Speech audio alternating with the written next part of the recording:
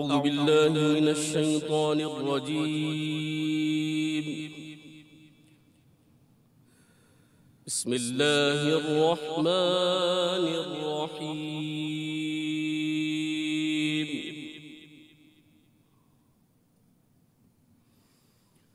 ولله المشرق والمغرب فأينما تولوا فثم وجه الله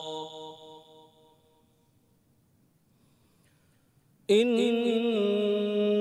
الله واسع عليم.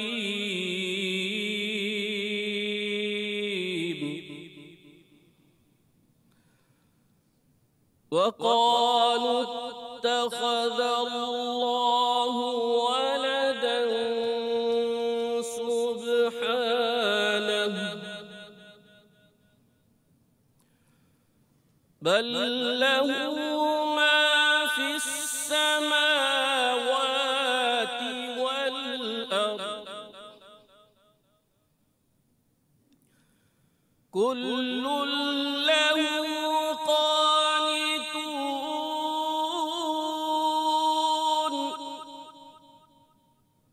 ولله المشرق والمغرب فأينما تولوا فثم وجه الله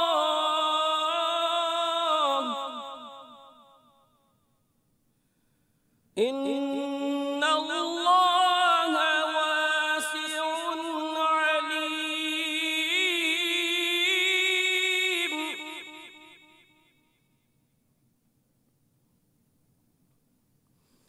وقالوا اتخذ الله ولدا سبحانه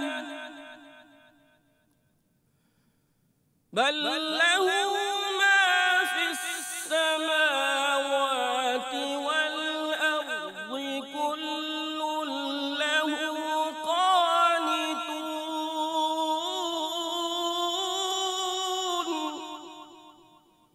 بديع السماوات والأرض وإذا قضى أمرا فإنما يقول له كن فيكون.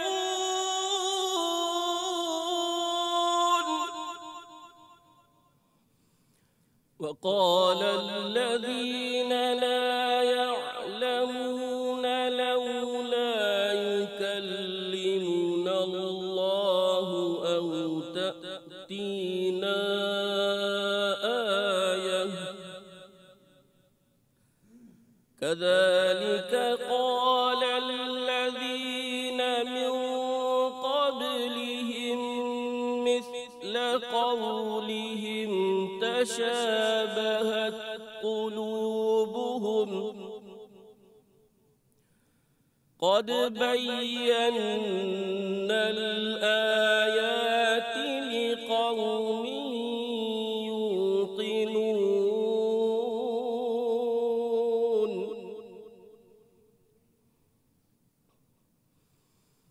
إنا أرسلناك بالحق بشيرا ونذيرا ولا تسأل عن أصحاب الجحيم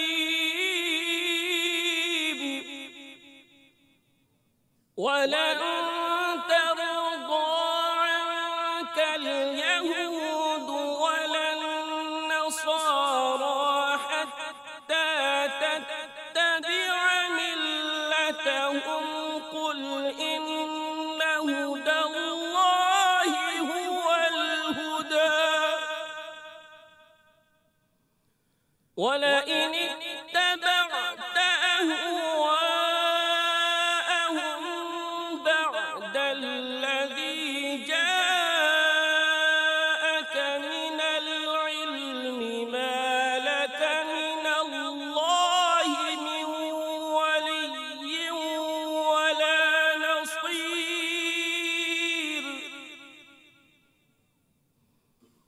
الذين آتيناهم الكتاب يتلونه حق تلاوته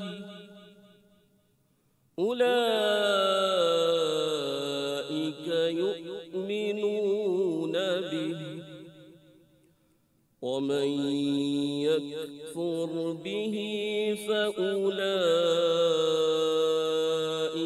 هم الخاسرون صدق الله العظيم. قسمت میں میری چین سے جینا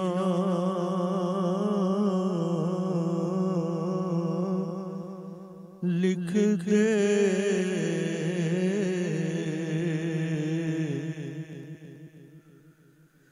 ڈوبے نہ کبھی میرا سفینہ لکھ دے جنت بگارا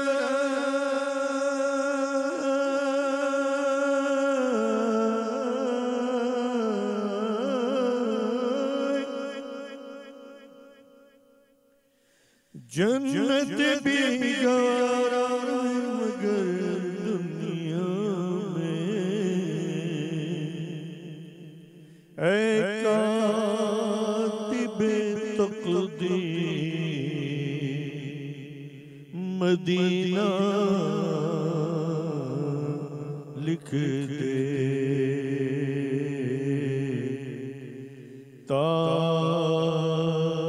تاجدار حرم ہو نگاہ کرم ہو کرم تاجدار حرم ہو نگاہ کرم تاجدار حرم نگاہ کرم تاجدار حرم ہو نگاہ کرم ہم غریبوں کے دل بھی سنورے جائیں گے تاجدار حرم نگاہ کرم تاجدار حرم کرم کرم تاجدار حرم چشم رحمت بخشا سوئے من انداز نظر چشم رحمت بخشا سوئے من انداز نظر اے کرش لقب ہاشمیو مطلبی تاجدار حرم ہو نگاہ کرم ہو کرم تاجدار حرم نگاہ کرم تاجدار حرم کوئی اپنا نہیں ہمیں کہ مارے ہمیں آقا کوئی اپنا نہیں اپنا نہیں کوئی اپنا نہیں اپنا نہیں کوئی اپنا نہیں غم کے مارے ہمیں آپ کے در پہ فریاد دلائے ہمیں کوئی اپنا نہیں اپنا نہیں کوئی اپنا نہیں ہمیں کہ مارے ہمیں آپ کے در پہ فریاد دلائے ہم ہو نگاہ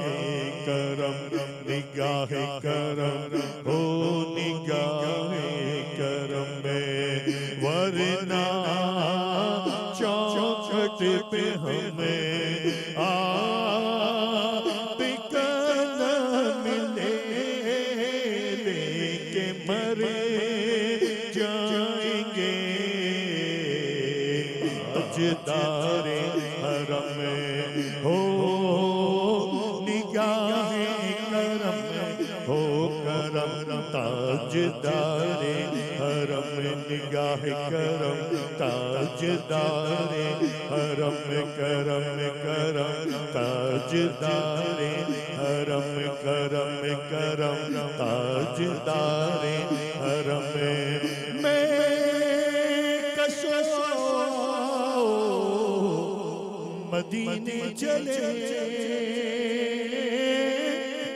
میں کشو آؤ مدینے چلے آؤ مدینے چلے آؤ مدینے چلے چلو مدینے چلے آؤ مدینے چلے مدینے چلے مدینے چلے مدینے چلے مدینے چلے مدینے چلے چلو مدینے چلے آؤ مدینے چلے چلو مدینے چلے تجلیوں کی عجب ہے فضا مدینے میں نگاہ شوق کی ہے انتہا مدینے میں غم حیات نہ ہو قضا مدینے میں غم حیات نہ ہو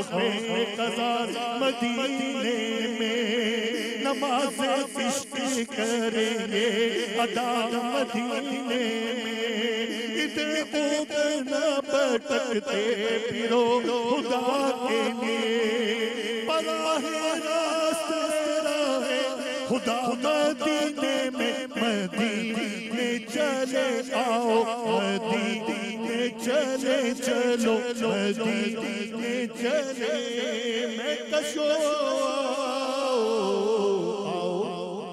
مدینے چلے دست ساسی کوثر سے پینے چلے یاد رکھو اگر اٹھے گئی ایک نظر جتنے خالی ہیں سب جام بھر جائیں گے تاجدار حرم نگاہ کرم تاجدار حرم کرم کرم تاجدار حرم میں تو امیر اہل سنت کی زیارت کر رہا ہوں انشاءاللہ تبارک و تعالی امید ہے کہ بس اب زیارت ہوا ہی چاہتی ہے امیر اہل سنت کی ماشاءاللہ مہندی بھی بڑی پیاری پیاری لگی ہے سبحان اللہ ہاں جی مہندی بھی ماشاءاللہ لجی کال نہ بھی برابر آج صحیح تھی ہے آج لگایا یہ لگے تو ماشاءاللہ جزاک اللہ ہاں شب جمعہ جو لگا میں ماشاءاللہ اچھی اچھی نیتوں میں مہندی لگائیں گے تو بھی ثواب ملے گا صحابہ کرام نے لگائی ہے اور سرکار صلی اللہ تعالی علیہ وسلم نے پسند فرمائی ہے اور ترغیب بھی حدیثوں میں موجود ہے تو مہندی لگانا سفید بال والوں کے لیے مستحب ہے تو میں تو بعض صحابہ کرام کی سنت اس نیت سے وہ صحابہ کی سنت کی نیت بھی کر لیتا ہوں کبھی جیسے مدنی مذاکرے میں آنا ہے تو عوام میں آنا ہے تو وہ سرکار صلی اللہ تعالی علیہ وسلم جب لوگوں کے سامنے تشریف لاتے تھے تو خصوصی لباس وغیرہ کا اہتمام فرماتے تھے آئینے میں دیکھ کر بال سنوارنا اور یہ سب ثابت ہے جب لوگوں میں تشریف لاتے تھے تو یہ نیتیں بھی مستحضر ہوتی ہیں تو کر لیتا ہوں کہ یہ حدیث شریف پر عمل ہو جائے کہ جب لوگوں کے سامنے آئے تو وہ ایسا لباس ہو کہ لوگ ہم سے گھین نہ کھائیں بلکہ ہمارے قریب آئیں مقصود اپنی ذات کا امپریشن ڈالنا نہیں بلکہ دین کے قریب آئیں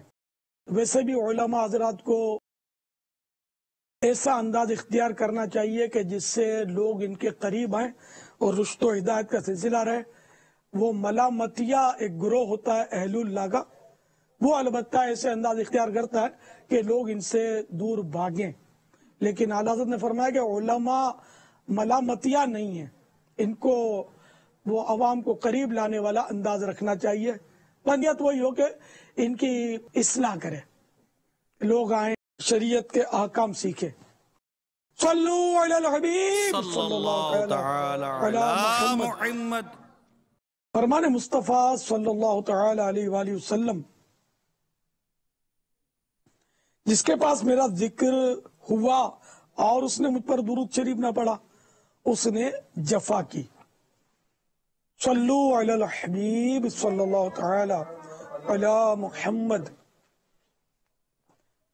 آج سفر المظفر یعنی ماہ رضا یا ماہ رضا یعنی سفر المظفر کی پاکستان میں دوسری شب ہے، اور میں جہاں سے بول رہا ہوں وہاں تیسری شب ہے۔ آئیے پہلے اللہ کی رضا پانے اور ثواب کمانے کے لیے اچھی اچھی نیتیں کر لیتے ہیں۔ اول تاخیر مدنی مذاکرے میں شریک رہتے ہوئے علم دین حاصل کروں گا، بلا وجہ کپڑے یا بدن یا داڑھی یا سر کے بال سہلانے، دھاگے نوچنے، انگلیوں سے کھیلنے، ادھر ادھر دیکھنے، باتیں کرنے، ٹیک لگانے، پردے میں پردہ نہ ہونے کی صورت میں گھٹنے کھڑے کر کے دوسروں کے لیے بدنگاہی کا باعث بننے، گھٹنوں میں سر رکھنے، دوسرے کو اشارے کرنے، اٹھ کر چل پڑنے وغیرہ سے بچتے ہوئے علم دین کی تعظیم کی خاطر جہاں تک ہو سکا دو دانوں بیٹھ کر علم دین سمجھنے کے لیے نگاہیں نیچی کیے خوب کان لگا کر سنوں گا، ضرورتاً سمٹ سرک کر دوسرے کے لیے جگہ کشادہ کروں گا، دھکا وغیرہ لگا صبر کروں گا، گورنے جھڑکنے الجھنے جھگڑنے سے بچوں گا، خاص خاص باتیں لکھ لوں گا، حسب موقع عز و جل صلی اللہ تعالی علیہ وآلہ وسلم رضی اللہ تعالی عنہ اور رحمت اللہ تعالی علیہ پڑھوں گا، کہا لگانے اور لگوانے سے بچوں گا، نظر کی حفاظت کی عادت بنانے کی خاطر حتی الامکان نگاہ نیچے رکھوں گا، مدنی مذاکرے کے بعد خود آگے بڑھ کر سلام و مصافحہ اور انفرادی کوشش کروں گا، بنیت ادائے سنت بات کرتے ہوئے مسکراتا رہوں گا۔ آج کے مدنی مذاکرے اور اب تک میرے پاس موجود نیکیوں پر اللہ کی رحمت سے ملنے والا اجر، ایصال ثواب برائے جناب رسالت مآب صلی اللہ تعالی علیہ وآلہ وسلم، جملہ انبیاء و مرسلین، خلفاء راشدین، امہات المومنین، تمام صحابہ و تابعین و تبع تابعین، ائمہ مجتہدین، علماء کاملین، مشایخ عاملین، تمام بزرگان دین، مفسرین، محدثین، کل مومنات و مومنین، مسلمات و مسلمین، خصوصاً شہیدان و اسیران کربلا، جمیع اہل بیت اطہار، ائمہ مذاہب اربعہ، ائمہ سلاسل اربعہ، اعلی حضرت صدر شریعت، قطب مدینہ، صدر الافاضل، مفتی دعوت اسلامی حاجی فاروق، حاجی مشتاق، حاجی زمزم رضا، تمام مبلغات و مبلغین مرحومین، اور خصوصاً مدنی انعامات کے عاملات و عاملین، اور ہر ماہ 3 دن کم از کم مدنی قافلے کے مسافرین، آمین بجاہ النبی الامین صلی اللہ تعالی علیہ وآلہ وسلم۔ صلو علی الحبیب صلی اللہ تعالی علی محمد۔ وہ پچھلی بار ایک وہ درخت دکھایا گیا تھا، بہت پرانا درخت تھا اور اس میں بہت بڑا کھانچا بھی بنا ہوا تھا، اس کے پرانے ہونے کی علامت، بتانے کتنے 100 سال پرانا وہ کچھ کہہ نہیں سکتے۔ تو اس پر کسی نے سوال کیا کھڑے ہو کر، وہ کہ یہ کیسے پتا چلے کہ یہ کتنا پرانا ہے؟ تو میں نے اس پر وہ کچھ اپنے جو بھی سمجھ میں مدنی پھول پیش کیے، کہ کہتے ہیں نا کہ کرنے کے کام کرو ورنہ نہ کرنے کاموں میں پڑ جاؤ گے۔ اگر پتا چل گیا کہ بھئی یہ کتنا پرانا ہے تو اپنے کیا کریں گے اس کو، یہ جان کر۔ اس طرح میں نے وہ کچھ خوش طبعی اور پھر وہ لوگ جس طرح کے فضول سوالات کرتے ہیں، اس کی مثالیں پیش کی تھی، کون سے ماڈل کی گاڑی ہے تو کیا بھاؤ چل رہا ہے، تو کرایہ کیا چل رہا ہے مکان کا آپ کے یہاں، تو یہ صرف پنچاتیں کرتے ہیں، یہ کتنے میں لیا، وہ کتنے میں لیا۔ تو جب ضرورت ہو تو آدمی پوچھے، اگر بالکل ضرورت ہی نہیں ہے تو پھر پوچھنا فضول ہے۔ تو اسی طرح یہ درخت کے بارے میں سوال، بھائی ضرورت ہے تو ٹھیک ہے آدمی پوچھے، اب یہ کوئی مسئلہ تو فقہی ہے نہیں، اب میں کیسے بتاؤں کہ یہ کیسے اس کو جانا جائے کہ یہ کتنا قدیم ہے۔ تو یہ ایک سوال مجھے فضول لگا تھا، اب بھی لگ رہا ہے کہ فضول ہی ہو، لیکن پھر بعد میں مجھے یوں ہوا کہ میں نے یہ جواب تو دے دیا، حاضرین ناظرین سب کو لطف بھی آیا ہوگا، لوگ بڑے محظوظ ہو رہے تھے جو نظر آ رہے تھے حاضرین، لیکن پھر میرے کو یوں ہوا کہ یار کم از کم یہ کہ وہ جو سائل ہے نا، جس نے سوال کیا ہے، کہیں وہ بیچارہ آزمائش میں نہ آ گیا ہو۔ شرمندہ ہوتا ہے نا آدمی کہ میرے سوال کا کوئی خوب جواب ملا ہے، کہ میری بالکل ناک کی جڑ سے کاٹ دی اس نے۔ تو میں نے کہا یار یہ گڑبڑ ہو گئی ہے کیا؟ ابا جان کی بارگاہ میں ایک سوال تھا کہ میرے سامنے یہ درخت ہے جو کافی پرانا درخت ہے، اب سوال یہ تھا کہ اس درخت کی عمر کیسے معلوم کی جائے کہ یہ کتنا پرانا درخت ہے؟ وہ کہتے ہیں نا کہ کرنے کام کرو ورنہ نہ کرنے کاموں میں پڑ جاؤ گے، تو سوال سے پہلے آپ نے کوئی نیت بیان نہیں کی کہ اس درخت کی عمر معلوم کرنے سے یہ فضائل حاصل ہوں گے، تو پھر اپنے بھی کوئی سر ٹکراتے اس سے، اور معلومات کرتے کہ یہ کس نے بویا اور کیوں بویا، پھر سبب بھی معلوم ہو اپنے کو۔ پھر بھائی میرے کو بولے گا کہ میرے باپ بولا کہ میں بچہ تھا جب سے دکھا ہوں، دادا کو دادا بھی یہی بولتے تھے، اب ان پنچاتوں میں پڑے کون بھائی، کرنے کام کرو ورنہ نہ کرنے کاموں میں پڑ جاؤ گے۔ تو نیکی کی دعوت کی دھومیں مچاتے رہیں تو انشاءاللہ عز و جل ثواب ملے گا، باقی ان تحقیقوں میں تفتیشوں میں کوئی حاصل نہیں ہے۔ واللہ تعالی اعلم ورسولہ اعلم عز و جل وصلی اللہ تعالی علیہ وآلہ وسلم۔ صلوا علی الحبیب صلی اللہ تعالی علیہ وسلم۔ تو پھر میں نے نگران شورا کو اپنی تشویش کا اظہار کیا، لگ بھگ یہ جیسے ابھی یہ بولا تو اتوار کو رات کو میں نے نگران شورا کو میل کی کہ یار میرے کو تشویش ہو رہی ہے کہ کہیں اس بیچارے کا دل نہ ٹوٹ گیا، اب میں کرے کہ آپ نے جانتے بھی نہیں ہے۔ تو میں نے کہا کہ یار کہیں ایسا نہ ہو کہ اسلامی بھائیوں نے یہ اپنی زبان میں جو ریل چڑھا دی ہو اس کی، اور وہ غریب کوئی تکلیف میں نہ گیا، میں نے یہ کیا۔ اچھا، تو نگران شورا نے کہا کہ یار مجھے بھی اسی طرح کے کچھ کھٹکے ہو تو رہے تھے کہ کہیں انہیں کہ وہ تکلیف میں نہ آ گیا ہو۔ خیر اب بھی میں یہ نہیں کہتا کہ میرا جواب غلط تھا، میرا جواب درست تھا، لیکن اس آدمی کے لیے بیچارے کے لیے کہ وہ اسلامی بھائی جو وہ کئی آزمائش میں آ گئے ہوں گے، اب کیا کیا جائے، اب اس کو کہاں ڈھونڈے اور کیسے اس سے معافی تلافی کرے، دل جوئی کرے۔ اچھا تو اتفاق سے وہ اسلامی بھائی واقعی تکلیف میں آئے تھے، اور رکن شورا کو انہوں نے میل کی ہوگی، یہ آنند فانند ایسے ترکیب بن گئی کہ یہاں میں نے میل کی، نگران شورا نے مجھے جواب دیا، پھر مجھے رکن شورا کی میل فارورڈ کی کہ تمہاری میل پڑھنے اور جواب دینے تک تو یہ میل میں نے نہیں پڑھی تھی، لیکن اس کے بعد میں نے پڑھی ہے یہ میل، تو یہ بھی ذرا دیکھ لو۔ تو اس میں واقعی وہ اس طرح تکلیف میں تھے، کیونکہ سوال جواب اتنے دلچسپ ہے کہ مدنی خبریں میں بھی وہ چلا دیے گئے تھے، اسلامی بھائیوں نے چلا دیے تھے، کسی کی توجہ ہی نہیں ہوگی کہ وہ جس نے سوال کیا اس پر بجلیاں گری ہوں گی، باقی سب بارش میں نہ رہے تھے، مزے لے رہے تھے۔ بجلی جو ہوتی ہے وہ جس پر گرتی ہے وہ بیچارہ تکلیف میں آ جاتا ہے۔ تو اب اس میں بھی اس نے بیچارے نے فریاد کی تھی کہ مجھے بچاؤ بچاؤ بچاؤ، اسلامی بھائی میرا مذاق اڑا رہے ہیں۔ تو پھر میں نے فوراً وہ معافی نامہ تیار کیا، میں نے اس میں لکھا کہ میرا وہ جواب تو مجھے غلط نہیں لگ رہا شرعی طور پر، تو مجھے کوئی انشراح صدر ہو نہیں رہا کہ میں نے کوئی جواب غلط دیا ہو، اور علماء بھی موجود تھے، اپنے پاس بھی دارالفتہ کے استعمال میں موجود تھے، انہوں نے بھی کوئی اس میں اختلاف نہیں کیا تھا۔ خیر لیکن میں نے کہا چونکہ تم کو تکلیف ہو گئی ہے اور تمہیں حکمت عملی تو چوکا ہوں کہ مجھے جواب اس حکمت عملی کے ساتھ دینا چاہیے کہ تم بھی بچ جاؤ. خیر تو میں نے اس میں لکھا تھا کہ میں بسد ندامت اللہ تعالیٰ کی جناب میں بھی توبہ کرتا ہوں کہ تمہارا دل میری وجہ سے دکھ گیا اور تم بھی مجھے معاف فرما دو اور مجھے پیغام بھی مل جائے کہ آپ نے مجھے معاف کر دیا. اس طرح کا مطلب میں نے وہ چونکہ ان کا تو پتہ نہیں تھا، میں نے نگران شورا کو میل کی تھا کہ وہ رکن شورا کو فارورڈ کر دیں.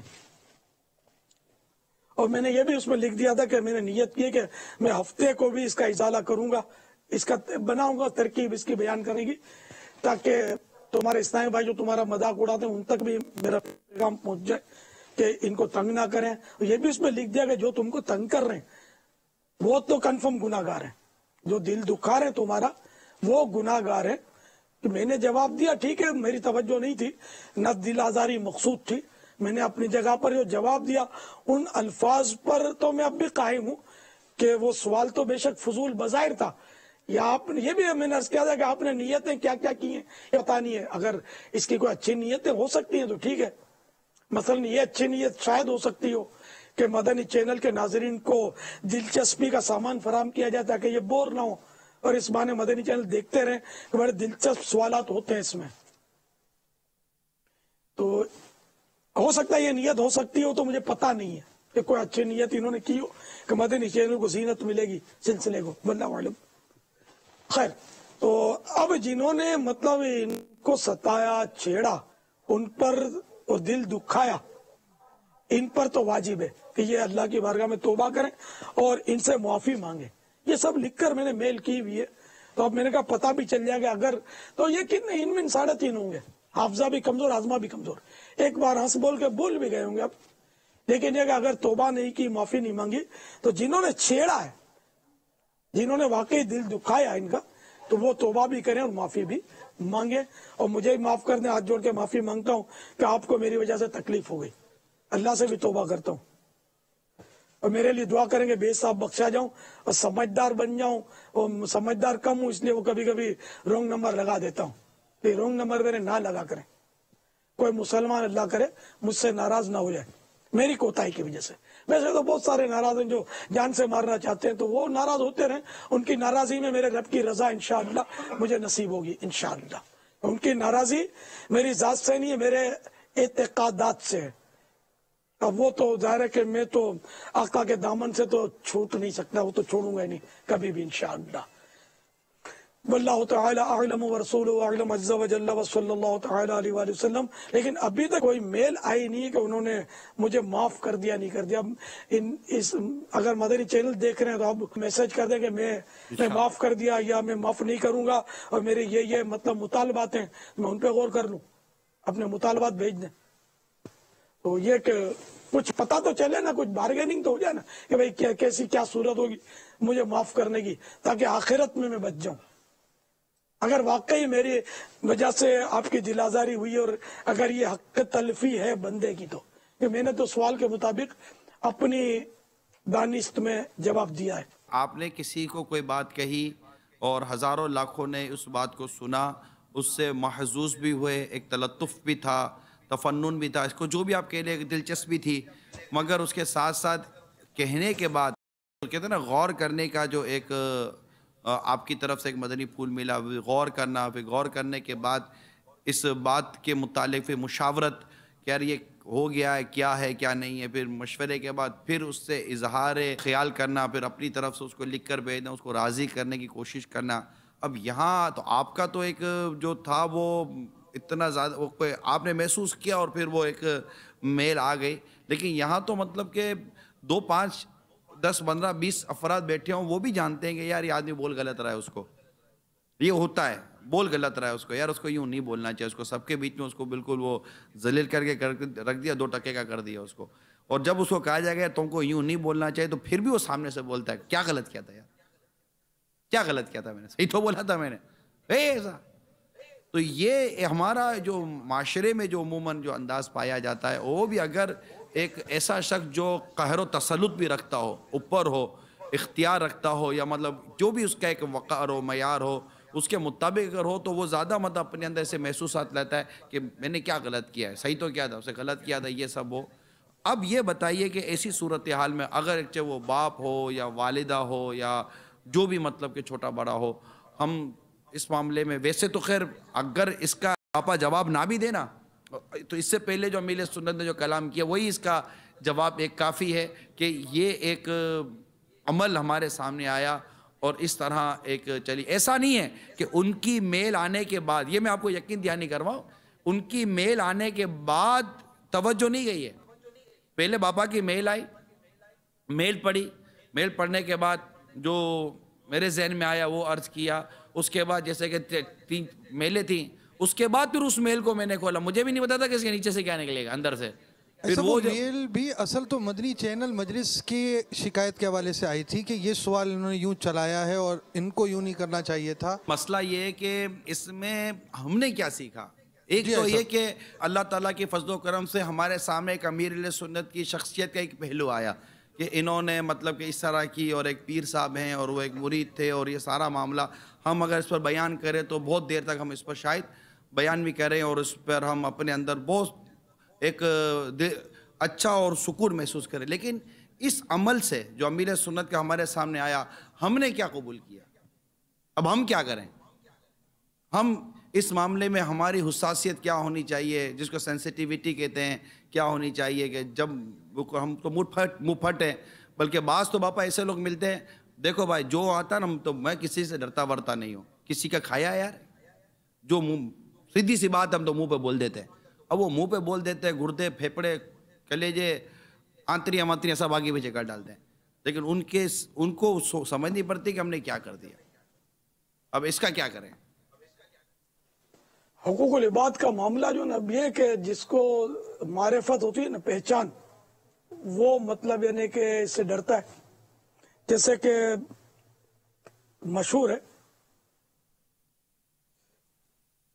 میمنی میں ایک کہاوت ہے کہ بچوں جھیرو سپ جلی نے منہ میں رکھے، بچہ جو ہے زندہ سانپ پکڑ کے بھی منہ میں ڈال لے گا، تو بچے کو معرفت نہیں ہے، پہچان نہیں ہے سانپ کی، جو اس سے یہ ڈرے۔ بچے کو آپ چولہے سے کیوں ہٹاتے ہیں کہ یہ چولہے میں ہاتھ ڈال دے گا، کھینچ لے گا چولہے کو، اس کو پتہ ہی نہیں کہ چولہے کو کھینچنے سے کیا ہوگا۔ ننگی تار بجلی کی رکھی ہے، بچے کو آپ بچاؤ گے سے یار اس کو یہ پکڑ لے گا، کہ اس کو اس کی معرفت نہیں ہے، پہچان نہیں ہے۔ تو یہ سب خوف خدا کی وجہ سے ذہن بنے گا۔ تو جن کو حقوق العباد کی معرفت نہیں ہے نا، کہ حقوق العباد کا معاملہ جو ہے نا حقوق اللہ سے سخت تر ہے۔ حدیث شریف میں یہ مضامین ہے کہ 3 دفتر ہیں۔ نمبر 1 نمبر جو ہے اس میں سے اللہ تعالیٰ کچھ بھی نہیں چھوڑے گا، کچھ بھی معاف نہیں فرمائے گا۔ یہ ہے کفر کا دفتر، اس میں تو کچھ بھی معافی نہیں ملے گی، کافر ہمیشہ ہمیشہ جہنم میں رہے گا۔ دوسرا دفتر گناہوں کا کہ اللہ تعالیٰ اس میں سے بدلہ لیے بغیر نہیں چھوڑے گا، وہ ہے حقوق العباد کا دفتر۔ اور تیسرا نمبر آگے پیچھے ہو گئے ہوں گے، تیسرا نمبر یہ کہ اللہ تعالیٰ اس پر نظر بھی نہیں فرمائے گا، یعنی حقوق اللہ کہ اللہ چاہے گا تو ویسے ہی بے حساب بخش دے گا۔ تو اب یہ کہ الحمدللہ ہم کفر سے تو بچے ہوئے ہیں، یعنی کہ ہم مسلمان ہیں اور ہمیں یہ یقین رکھنا چاہیے کہ ہم کفر سے بچے ہوئے ہیں۔ ہاں خاتمہ کیسا ہوگا یہ ہم کو نہیں پتا، تو اس لیے ڈرتے رہنا چاہیے کہ یا اللہ ہمارا خاتمہ ایمان پر فرما۔ اچھا، تو اب یہ کہ حقوق العباد کا معاملہ کہ اس میں سے بدلہ لیے بغیر نہیں چھوڑے گا، تو اب وہ بدلہ کس طرح کا ہوگا؟ نیک نمازی، حاجی، غازی جو بھی ہو، بڑے سے بڑا پرہیزگار ہو، پہاڑوں جتنی نیکیاں ہوں، اب وہ قیامت میں آیا، اب اگر اس پر حقوق العباد یعنی بندوں کے حقوق باقی ہیں، مثلا کسی کو گالی دی، کسی کے پیسے دبا لیے، کسی کا قرضہ دبا لیا، کسی کو ناحق جھاڑ دیا، ایذا دے دی بلا اجازت شرعی، ایذا دی، غیبت کی، اسے پتا چل گیا معاف نہیں کروایا، چوری کی، اس کے پیسے چرا لیے، ڈکیتی کی، اسے چھین لیے پیسے، چھری دکھائی، زخمی کیا، قتل کر دیا ناحق۔ اب اس طرح کے جو بھی حقوق ہو، مثلا یہ مسلمانوں کے دل دکھائے تھے اس نے، تو ان مسلمانوں کو اپنی نیکیاں دینی پڑیں گی، قتل کیا تو اس کو نیکیاں دینی پڑیں گی، زخمی کیا اس کو دینی پڑیں گی، جھاڑا اس کو دینی پڑیں گی۔ ہے میں کسی کے باپ سے بھی نہیں ڈرتا، سب کے سامنے کھری کھری سنا دیتا ہوں۔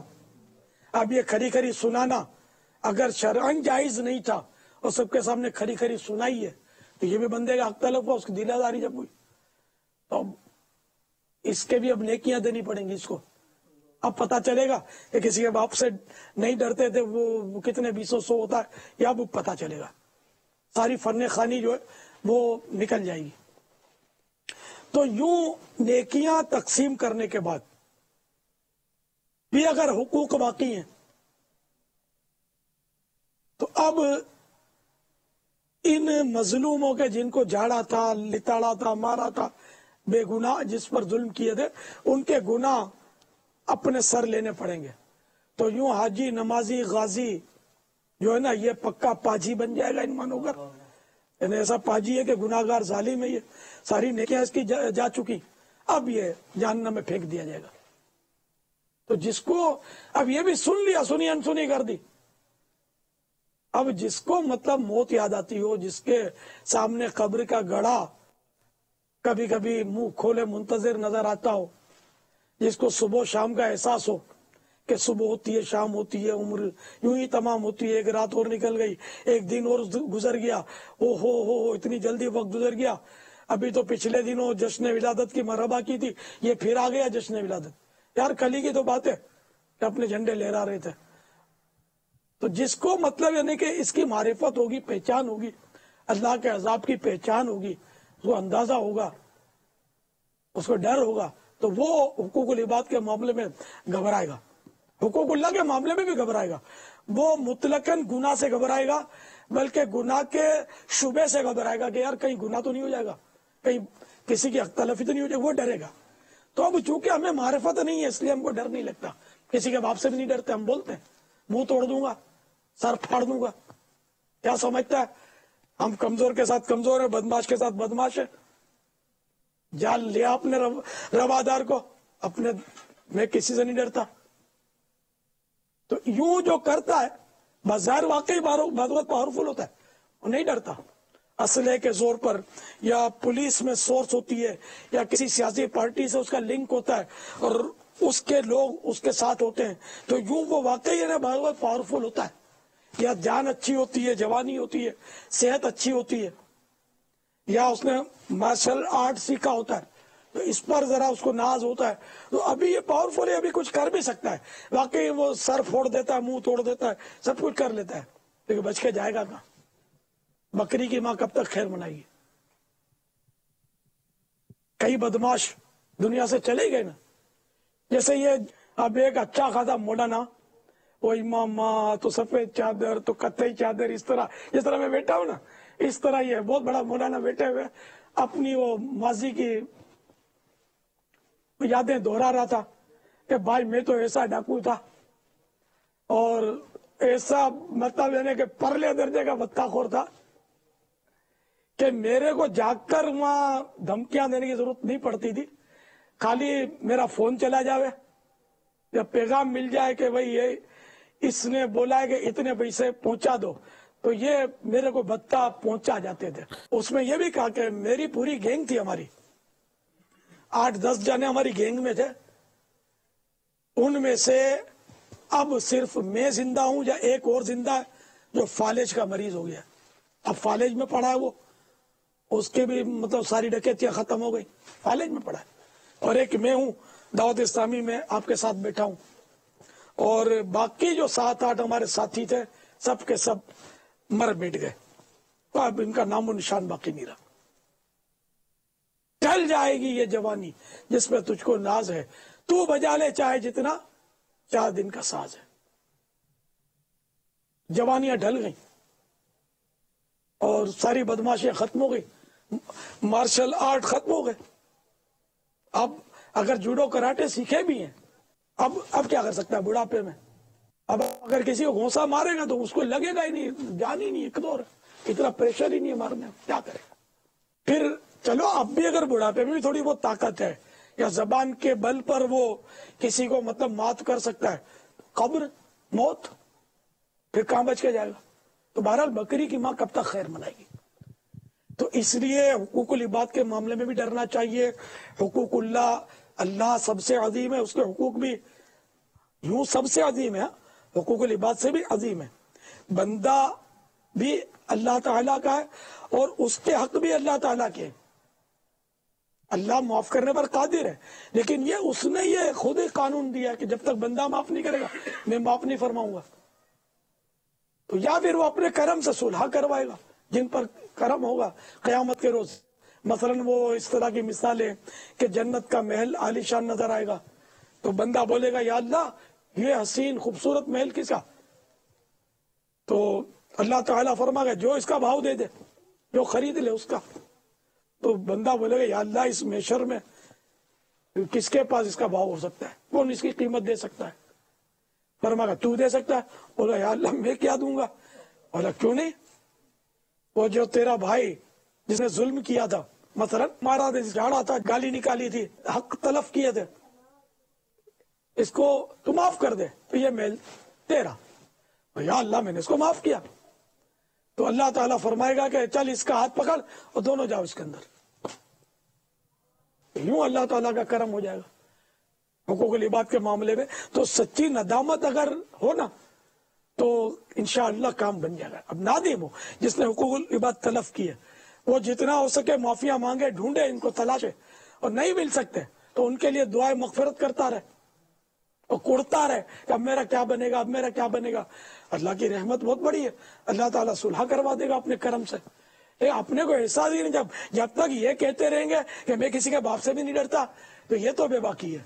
फिर पता नहीं सुलह हो नहीं हो, मुझे पता नहीं है, क्योंकि हमने तो ये सुन रखा है नदम व तौबतुन, शर्मिंदगी तौबा है। तो तौबा की सूरतें अल्लाह चाहे तो फरमा दे। नदामत हश्र में ऐ आसियो साथ ले जाना, नदामत हश्र में ऐ आसियो तुम साथ ले जाना। सुना है शर्म वालों को वो शर्माया नहीं करते, सुना है शर्म वालों को वो शर्माया नहीं करते।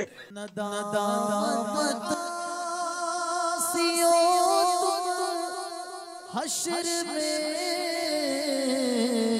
साथ ले जाना, नदामत हश्र तुम आसियों साथ ले जाना। सुना है शर्म वालों को वो शर्मा या नहीं करते। सुना है शर्म वालों को वो शर्मा या नहीं करते। ये जो आपने पापा जो पूरा मजमून बयान फरमाया ना, ये तो एक चलें करते हैं जुल्म वगैरह, लेकिन एक इसमें है ऐसा कि जो यूं जिसको आपने कहा ना वो रील चढ़ाएंगे, वो जो मौजू था हमारा, अब वो रील चलाने वाला फिल्म चढ़ाएंगे बैठ कर फिर उसको, जैसे हमारे यहाँ एक माहौल बना हुआ है, गैदरिंग है, इतनी मतलब कि वो तकलीफ देते हैं बातों का। या जो ये जो उमूमन बाज़ ममालिक में शेयरिंग में रहते हैं एक साथ, जो दोस्त अहबाब रहते हैं, दोस्तियाँ हो जाती हैं, तो कभी वो बाथरूम के नाम पर, तो कभी बिस्तर के नाम पर, तो कभी खाने के नाम पर, कभी कपड़ों के नाम पर, कभी किसके नाम पर, ये तरह तरह के नामों के ऊपर ये अपने इनको वो اپنے کسی نہ کسی دوست کو یا کسی ساتھی کو یہ ستاتے ہیں اور وہ گھیرتے ہیں، مذاق مسخری، مطلب اس کو یہ کہتے ہیں کہ یار اب ان کو اگر آپ کہیں گے نا تو بولا کیا سنجیدہ رہیں گے یا کچھ بولیں گے نہیں، مذاق مسخری کہتے ہیں، ٹائم پاس کرتے ہیں، یہ ٹائم پاس کے نام پر، تفریح کے نام پر، اور وہ اگلا ہنس رہا ہوتا ہے. تو یہ اس کو عموماً ہمارے یا بابا کوئی ایسا معیوب تصور نہیں کیا جاتا، اور یہ ایک گیدرنگ کا یوں سمجھے کہ ایک حصہ ہے، ایک اس کا ایک تفریح کا ایک حصہ ہے کہ وہ لے کے چلتے ہیں. اور پھر اس کو اگر آپ کہیں نا کہ یار آپ اس کو تنگ کیا تو وہ بولتے ہیں کہ ابھی دوستی ہے ہماری، تو ہم تو بیلتے رہتے، کبھی آج میری باری ہے تو کل اس کی باری آئے گی تو پرسوں اس کی باری آئے گی، تو ہمارے ایک دوسرے کی باری آتی رہتی ہیں. آج یہ پھنسا نا، کیسا پھنسا دے گا. تو یوں ایسے آدمی کو سمجھانا ہے نا کہ اس کو ندامت ہو، یہ شرمندگی جس کا آپ نے کہا سنا ہے شرم والوں کو وہ شرما یا نہیں کرتے، تو اس کو یہاں سے شرم اس کو دلائیں کیسے کہ یار آپ نے جو کیا ہے غلط کیا. وہ اس نے اس کو ظلمن، اس کے نزدیک میں نے ظلم نہیں کیا ہے، میں مذاق کیا ہے. انا کا مسئلہ بنا لیتے ہیں اور یہ سمجھتے ہیں کہ جو ہنستا ہے نا تو یہ بولتے ہیں کہ یار ہماری تو چلتی ہے، یار ہماری تو چلتی ہے. اب یہ جو زیادہ تر ان کا شکار جو ہوتا ہے نا ایسوں کا، وہ یا تو غریب ہوتا ہے یا عقلی طور پر تھوڑا کوالٹی لوور ہوتی ہے، یا اس میں جسمانی طور پر وہ کسی نہ کسی عیب کا شکار ہوتا ہے، کمزور ہوگا یا زیادہ موٹا ہوگا، یا کوئی چہرے پر اس کے کوئی نہیں، واقع چکے چہرے ہوتے ہیں باتوں کے، کوئی نہ کوئی بدن میں سے جو فزیکلی کوئی ایسا مسئلہ ہوتا ہے. تو اس طرح کا جو آدمی ہوتا ہے نا وہ زیادہ لپیٹ میں آتا ہے ان کی. اب یہ ہنسے گا نہیں تو زیادہ پھنسے گا، اس کو مجبوری ہے، یہ ہنسے گا، یہ سمجھتے ہمارا ساتھ ہے، یہ آپ کے ساتھ نہیں ہے، یہ جھیپ مٹا رہا ہے، اپنی شرم کو چھپا رہا ہے. دل اس کا اندر ٹوٹا ہوا ہے اور بہت اس کا دل دکھ رہا ہے اس وقت. تو اس طرح مطلب یہ کہ کسی کی ریل چڑھانا، فلم چڑھانا، یا اس کو مطلب یہ کہ وہ رنگ میں اتارنا اور پھر یا اس کو فٹ بال بنانا اور اس سے گیم کرنا، یہ سب جو بھی آپ کی محاورے اصطلاحات ہیں، تو اس طرح یہ مظلوم جو ہے نا یہ قیامت کے دن آپ کو نہیں چھوڑے گا، یہ یاد رکھنا، کیونکہ مظلوموں کی قیامت کے دن چاندی ہوگی. یہ ظالم ہے جو اس طرح گھیر کے اس کو ستا رہے ہیں اور چھیڑتے ہیں اس کو، یہ نہیں چھیڑنا چاہیے. بھلے ہنس رہا ہے، قہقہ بلند کر رہا ہے، یہ کوئی اس کا قرینہ نہیں ہے کہ یہ آپ کے اس مذاق اڑانے سے خوش ہوگا. اس کی جگہ آپ ہوتے تو مارا ماری کر ڈالتے، تفریح لیتے، تفریح. آپ تو پاورفل ہے نا، یہ بیچارہ کمزور ہے اس لیے وہ ہنس کے اپنی مطلب کسی طرح بھی وہ گزارا کر رہا ہے. اللہ تعالیٰ ہماری قوم کو ہدایت دے. انشاءاللہ مدنی قافلوں کے مسافر بنیں گے، مدنی انعامات کے حامل بنیں گے تو انشاءاللہ یہ عادتیں چھوٹ جائیں گی. اب یہ جتنا بھی کر لیا یہ عادتیں چھوڑنا حل نہیں ہے، توبہ بھی کرنی ہوگی جو گناہ کیے ان سے، اور حقوق العباد جو تلف کیے وہ معاف بھی کروانے ہوں گے.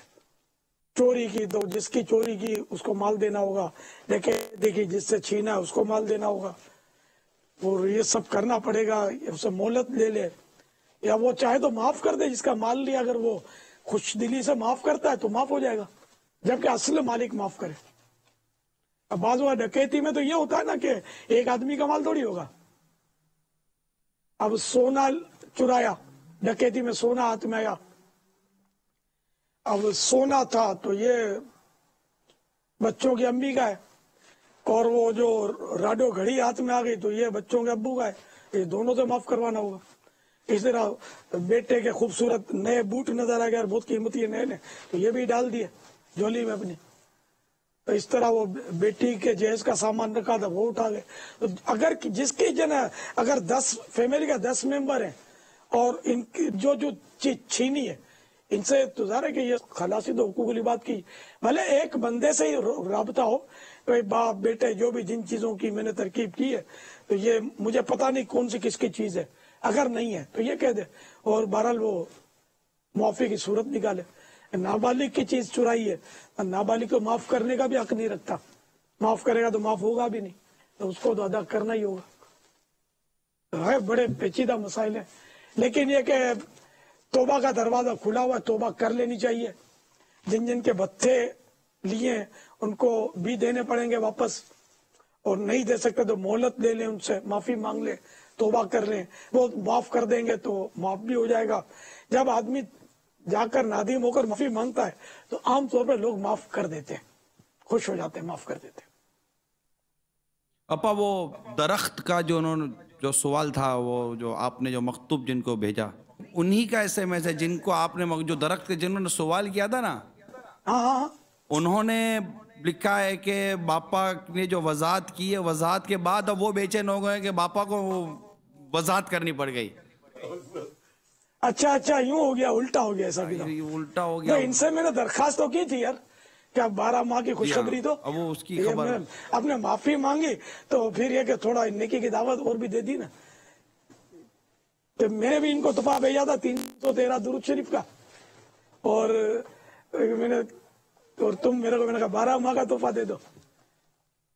یہ تو اس کا ابھی دیکھو کب آتا ہے جواب. یہ درخواست نہیں دے سکتے تو کوئی بات نہیں، بھلے 25 ماہ دیں تو بھی حرج نہیں ہے. وقف مدینہ ہو جائے تو اور اچھا ہے، جتنا مد ڈالیں گے، شہد ڈالیں گے، میٹھا ہوگا اتنا. ماشاءاللہ، اللہ کا شکر ہے. قرائن یہی ہے کہ انہوں نے مجھے معاف فرما دیا. حقوق العباد ہوگا میرا کیا کرم مجھ پہ کر دے، کرم یا الہی کرم مجھ پہ کر دے، کرم یا الہی کرم مجھ پہ کر دے، کرم یا الہی. آپ کی ساری یہ جو ابھی جو ابھی پورا جو سلسلہ ہوا، یعنی پہلے تولو بعد میں بولو، یہ تو جو گیا، لیکن بولنے کے بعد بھی سوچنے کی عادت رکھنی چاہیے. اس کا مطلب یہ ہوا بولا جیسے پیمنٹ ہوتی ہے نا، دے دی تو بعد میں آدمی سوچتا ہے کہ یار جو دیے تو صحیح دیے نہیں دیے. پیسے بھی کہیں دیتے ہیں یا کچھ کرتے ہیں یا کوئی سامان خریدتے ہیں تو بعد میں بھی کہتے ہیں یار یہ صحیح لیا یا نہیں لیا. یہ ایسا لگتا ہے کہ بولنے کے بعد بھی غور کرنا پڑے گا، کہ پہلے جو غور دو طرف سے چلانا پڑے گا. احتساب بولتے ہیں جس کو. بعض وقت کانٹے بھی تو خراب ہو جاتے ہیں نا. وہ اپنا جو اسکیل جو ہوتا ہے وہ بھی تو خراب ہو جاتا ہے. تو وہ تولنا تو ویسے ہی اپنا دماغ جو ہے ویسے اکثر خراب ہی رہا ہے.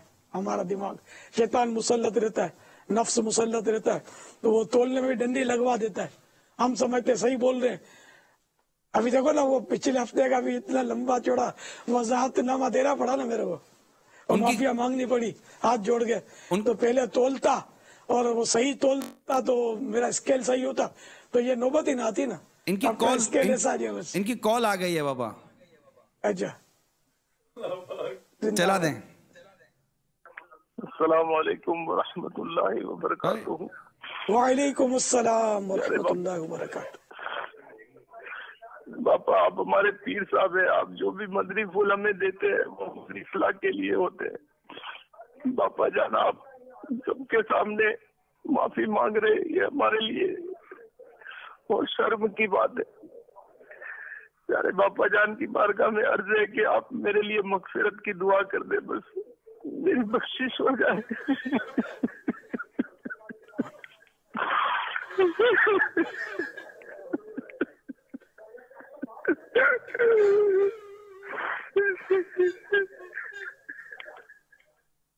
اللہ اللہ اللہ ماشاء اللہ. اللہ تبارک و تعالی آپ کو آپ کی محبت کا صلہ عطا فرمائے.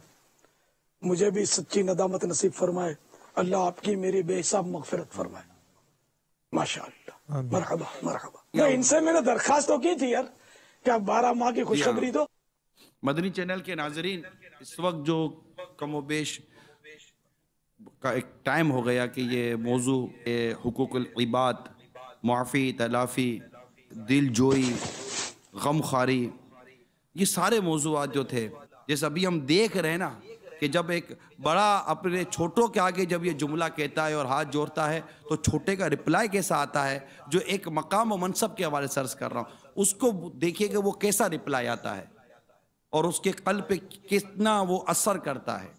مگر ابھی تک وہ وہاں سے 12 ماہ کے مدنی قافلوں کی کوئی پیغام نہیں آیا. بھائی صاحب وہ پیغام آ گیا ہے. وہ بیرون ملک ان کا سفر مطلب تھا 92 دن کا. انہوں نے 92 دن کے لیے پہلے ہی مدنی مرکز کو پیش کیا ہوا تھا. اب انہوں نے پیغام دیا میں 12 ماہ انشاءاللہ عزوجل راہ خدا عزوجل میں سفر کروں گا. الحمدللہ صلو علی الحبیب صلی اللہ تعالی علی محمد. باپا آپ کو مسکراتا ہوا دیکھتے ہوئے ہو سکتا ہے ان کی بھی چہرے پہ مسکراہٹ آ گئی ہو اس وقت. اور 26 ماہ دے دے. اللہ کرے اللہ کرے وقف مدینہ ہو جائے. اللہ کرے. کبھی کبھی خطا بھی سبب عطا بن جاتی ہے. پاپا یہ بھی شان ہے کہ خطا کرنے والوں کو بھی عطا کر دیا جاتا ہے. کاش مجھ پر بھی عطائیں ہو جائیں. میٹھے میٹھے اور پیارے پیارے اسلامی بھائیوں، الحمدللہ آج ایک امیر اہل سنت دامت برکات العالیہ کا خوف خدا میں ڈوبا ہوا ایک ایمان افروز واقعہ جو سامنے آیا وہ انشاءاللہ میں آپ کے سامنے پیش کرتا ہوں.